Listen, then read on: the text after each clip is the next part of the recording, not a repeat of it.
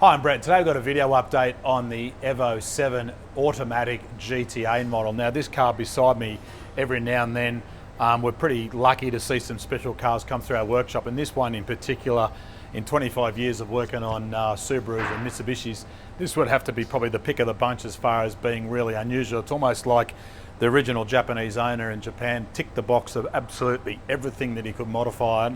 And then of course recently it's been sold and imported into Australia, and our client is a lucky owner of their very special, unique car, and it's in an amazing condition. Some may say it's a bit of a pity that it's an auto. Some may say actually it's quite good because they're a fantastic drivable car. If they're modified correctly, they are a lot of fun, and particularly this one with such low kilometres. So let me just read you the list of what we know this car's got, and I'm sure it's probably got a lot more. Aftermarket inlet manifold, aftermarket injectors, a SARD fuel pressure regulator, HKS VCAM system, HKS turbo, HKS headers, HKS turbo heat shield, HKS inlet pod filter, HKS boost controller, HKS FCON V Pro piggyback ECU, HKS external wastegate and screamer pipe, a larger front mount intercooler, a modified oil cooler, a catch can, unknown engine internals which we would expect, remote mounted battery in the boot, suspension and brake modifications, teen coilovers with EDFC, and slotted rotors front and rear. So pretty amazing list, pretty amazing car. Let's just look at some of the modifications because again, like I said, it's not very often you get to see things like that. So let's start at the inlet. That's probably the easiest way to work. HKS modified POB filter. So back in the days when these cars were being modified, the ability to custom tune the factory ECU hadn't been perfected yet by Ecutech.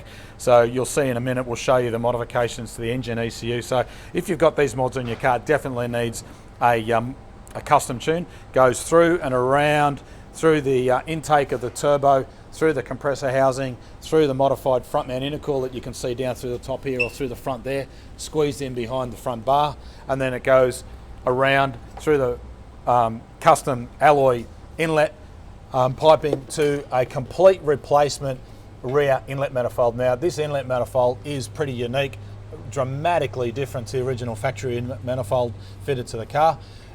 Into the inlet side of the head, of which this head's got the custom HKS rocket cover, and this is the really unusual, unique part, and I haven't seen one of these for a long time. If I remember rightly, it's a variable cam aftermarket modification done by HKS before Mitsubishi developed the variable cam engine, which we know came out on the Evo 9. Remember, this is Evo 6, so it was quite a few years before the Evo 9 was delivered. And knowing the relationship with a lot of the Japanese companies, there's every chance that some of the internal parts may have been retrofitted from the Evo 9, or quite possibly back in those days the relationship with HKS and Mitsubishi was so close they may have got some early R&D information to be able to develop this modification and this head and cam package for this particular early model engine. Of course, goes through the exhaust side into a custom heat shield over the pipe type replacement extractors. And you see this is the huge remote wastegate with a screamer pipe which goes down underneath, and then of course out and around through custom exhaust system and around the back of the car. So of course from the other things you'll notice, it's got the SARD fuel pressure regulator, it's got the HKS boost control system, and all these custom pipes and dampers and stuff like that, and of course the teen adjustable strut tops, and the EDFC controller is down underneath. So let's go around and have a look at the passenger side end of the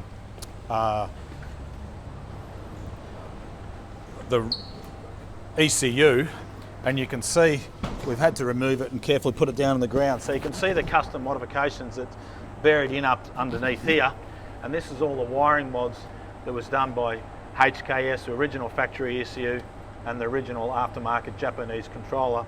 And a lot of these parts with the wiring modifications and the other parts in here will be part of the FCON system, the variable cam control.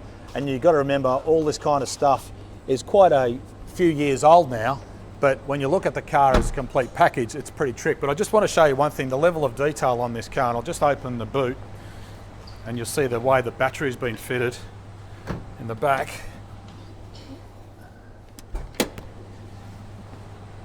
Just how neat and tidy this car is. There's the way the battery was fitted. And inside here